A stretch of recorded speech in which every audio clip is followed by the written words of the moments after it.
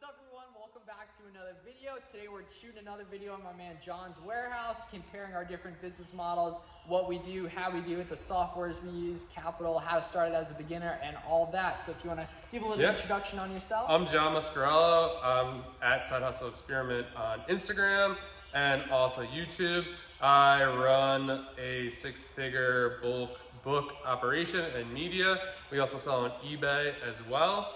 And yeah, thanks for coming. So he's another dope Amazon seller we're taking a look at today. We're actually in his warehouse right now, so I got a chance to film a video talking about his story, as well as another one about the workflow in here, how it all works, how it all goes together, and what actually goes into running a bulk book warehouse. And for this video, we're going to dig into a little bit about our business models and how they differ and everything. So you want to give a little walkthrough on where you're getting products and all that just to get started? Yeah, so we get product mostly from, mostly recyclers. I really don't like to work with thrift stores. There's just too much shadiness about whether it's scanned or not, and there's just a lot that goes into it. The people I work with are a lot harder to find. So there's in a lot of cases, I'm their only customer, which I like. Great. Yeah. So that's a big benefit there. So yeah, I'm getting them from mainly recyclers, and they also do other stuff.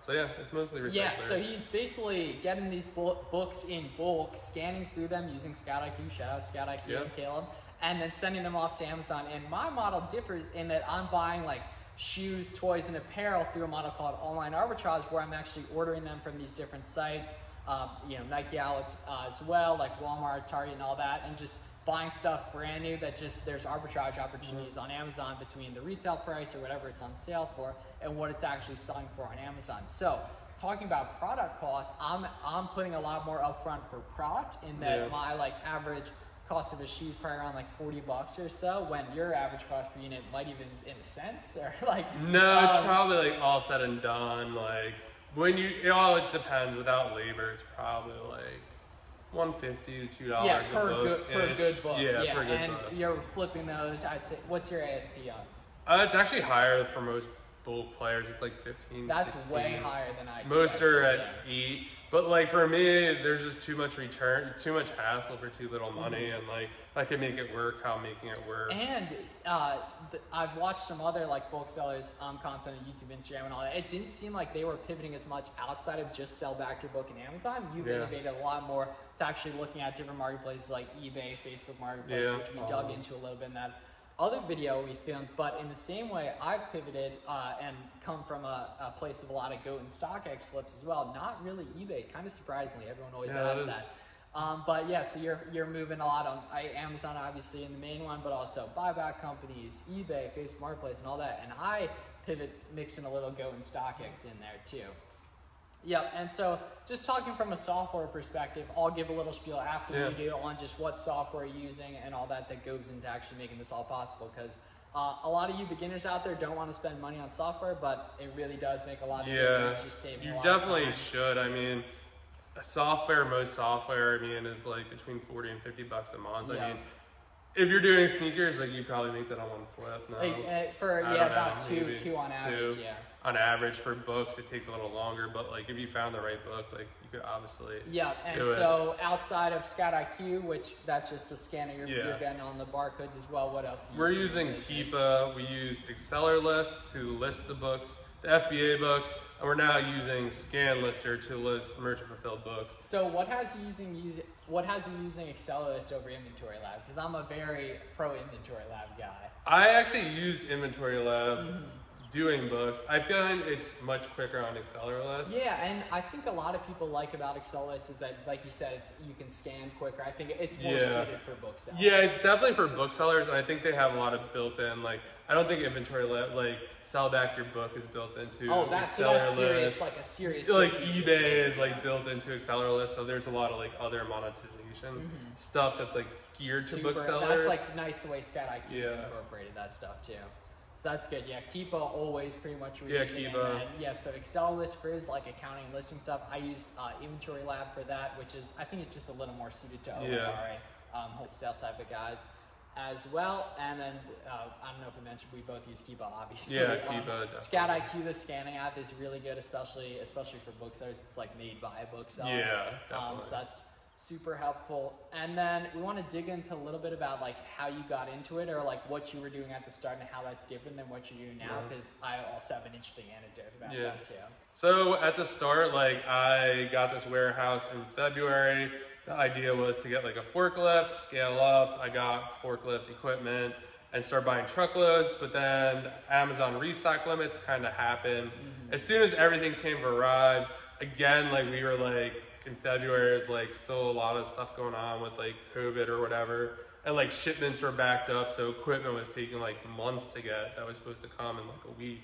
So by the time I got set up, like a source fell through, and then the restock limit, it was kind of a blessing in disguise, so I did get that truckload. Like it would have been really tricky to navigate. Yeah, and you want to explain restock limits just for anyone? Yeah, so Amazon has now implemented restock limits, and no one exactly really knows like hopefully a temporary how it's calculated exactly. A lot of people are saying like you have to sell through more stuff, but that doesn't seem to move the number either. Yeah. So basically they're just like cutting them overnight. Like yesterday I lost 1,300 spots. Which is terrible. And it just shows like the differing in the model that, you know, your units is probably in the like how many units? I have 5,000. Exactly. That's about 480 more, or 4,800 more than I do. And it just really shows the way your stuff, it's a lot higher volume, but it sells a lot slower just by the nature of the model. Yeah.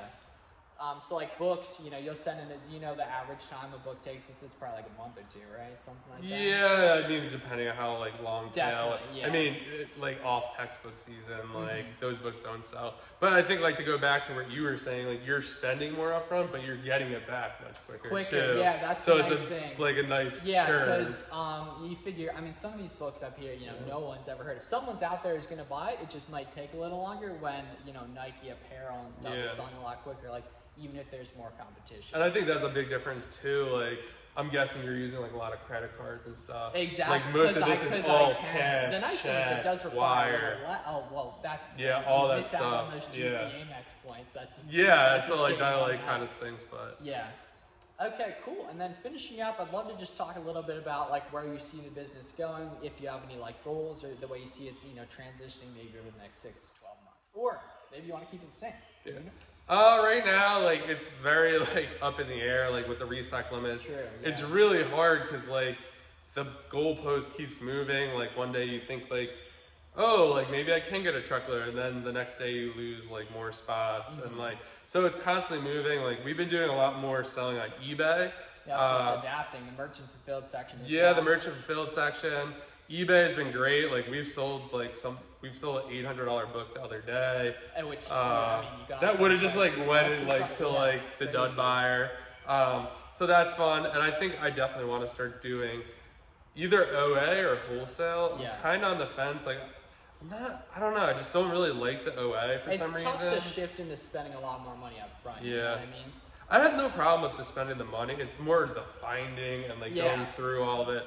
And that's also because I run a full-time essentially business coming too. to you. Right, exactly. From these relationships. It gets delivered here, like so it's easier. Nice, got the home base in the warehouse. And yes, that's cool chopping up about the different business models and all that. Speaking of the warehouse, we have a full tour up on the YouTube channel as well, so you guys can check out the link for that below, as well as all your social media pages at the Side Hustle Experiment. And thank you guys for checking out another one of my videos, and I will see you guys in the next one. Make sure to subscribe below. Thanks.